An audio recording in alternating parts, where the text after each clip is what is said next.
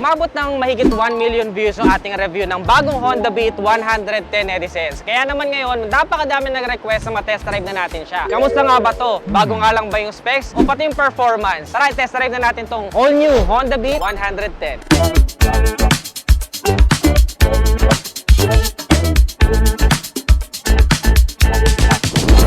Ayan, good day sa inyo netizens. Kasi last time na review na natin, umpisa na natin test drive tong bagong Honda Beat na version 3. Tara, ganda ng bagong meter panel nyo. Kulay blue yung kanyang pinaka backlight. And then bago na yung kanyang meter panel. May echo indicator. Turn signals niya isa lang, left or right, ayan lang iilaw. High beam, low beam indicator. Engine check, ayan dito. Sir, go.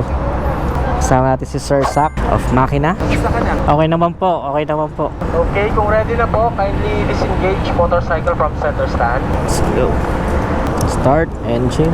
Bago-bago. 10.2. Right, let's go. Kasama natin sa likod ko si Sir Sak Lucero of Makina. It's our first, actually, madami naman ng mga event na nagkita kami. But this is the first time na binati niya tayo, no? So, ayan ang ating kauna-unahan, our father in the motorcycle industry. Kaya always respect sa ating mga nauna. Okay, sundan natin ang ating instructor. Napakaliksi talaga ng Beat, and ito yung ating first time na sasakyan siya, pero it really feels familiar. So even siguro sa mga nag-uumpisa pa lang na mga riders natin dyan, mga beginners, or if you're planning this to be your first bike, your first scooter, this will be a very good match for you.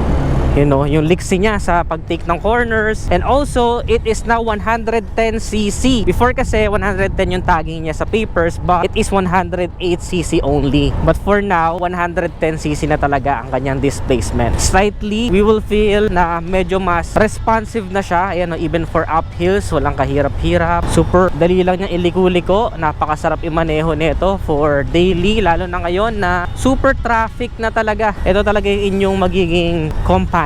Yan, no? And of course, we have tubeless tires. Tubeless na rin po yung ating mga tires, syempre. Kaya mas matibay na siya, mas durable. At the same time, mas convenient na kapag magpapagawa tayo. Even mapako ka, yung pako can stay there, and pwede ka pa tumakbo ng konti para makapunta ka pa sa vulcanizing shop. Emergency braking, exercise na natin, and apply brake. Okay, we will test the brakes. This is a combi brake system naman. Even though wala pa siyang ABS, good na for the category. Syempre, gusto pa rin natin na maging abot kaya yung kanyang price point. Kaya combi brake system is actually good, lalo na sa mga beginners natin na ito lang yung kayang ipreno, dahil 70% yung ma-engage sa rear, tapos 30% sa front. So medyo ahataw talaga natin yan. Doon sa last two cones, doon tayo pepreno. I'll try to use both brakes, of course, para safe, kasi dito ABS eh. Okay.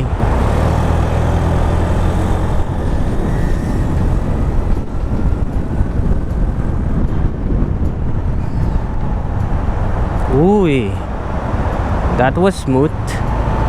Okay, kaya-kaya ng kanyang preno. Kaya-kaya naman ng preno. My weight is around 70 kilograms. So, smooth lang naman yung ating preno. Syempre, of course, experienced rider na rin tayo. Kaya yung ating braking ay medyo may konting strategy na para mas smooth yung ating braking experience. Lalo na for sudden brakes, of course. Syempre, hindi mo naman siya pipigain bigla-bigla dahil hindi naman to ABS pa. So, medyo gentle lang tayo at maging strategic. Some might say na, bakit pa ako mag-Honda Beat? Masusulit natin o mga ROI natin or return of investment itong Honda Beat in the long run. Nasa long run yan. Kasi maraming magsasabi, bakit pa ako bibili ng Honda Beat? Eh halos konti na lang yung difference niya sa Honda Click 125, which is yung pinakamabentang 125cc ngayon. So napakalaki yung difference kasi para sa maraming tao, yung few thousands na pinagkaiba nila sa presyo. Lalong-lalo na kung installment mo siya kukuhanin. Malamang ay malaking difference na yon para sa karamihan ng ating mga riders. Kaya napaka-importante nung pagbibigay sa atin ng option ng Honda. Kaya nga na sinabi ko, yung pagiging matipid niya sa gasolina inyong aanihin in the long run. Kung i-compute mo, mas malaki ang matitipid mo syempre kapag yung konsumo mo sa gasolina ay mas efficient ng bahagya. So efficient din naman ng Honda Click,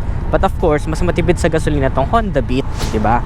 So yun yung take ko doon para sa mga gusto lang ng pang everyday na talagang super practical, or sa mga business owners natin. Actually, no, nung nagbakasyon ako sa Siargao, majority, like 90% of the motorcycles are actually Honda Beat. So, ibig sabihin, subok na. And of course, this time around, mas in-enhance na nila yung technology ng Honda Beat, kaya masusulit talaga natin yung ating pinambili dito. So again, for now, I will use kaliwa lang. This is my second time dito sa braking test. Subukan ko kaliwa lang. And also dito ko rin na subukan yung acceleration niya, no? Medyo short stretch lang to, pero ay na, pwede na. You know, may sipa din eh.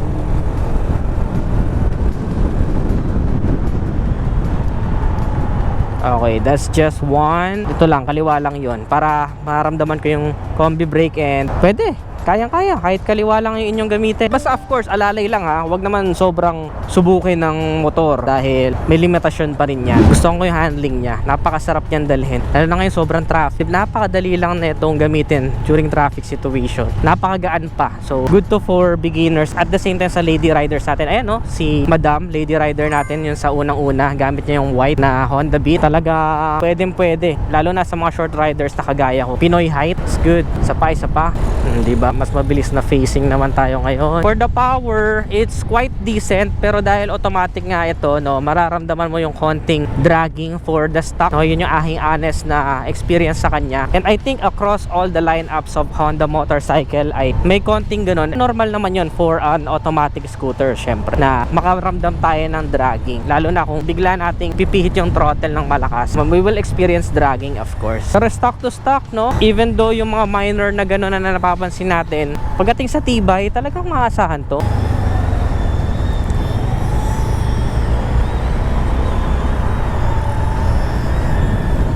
Last try for the braking. Ay, acceleration na lang siguro ito-testing ko this time. Kahit hindi na yung braking. Kasi okay naman. For the combi brake, it's okay. Sir Sak, mas malayo yung stretch niya. Ayun, no?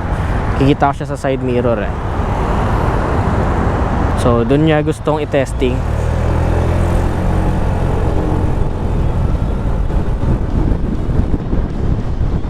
Bilis umakyat ng 60.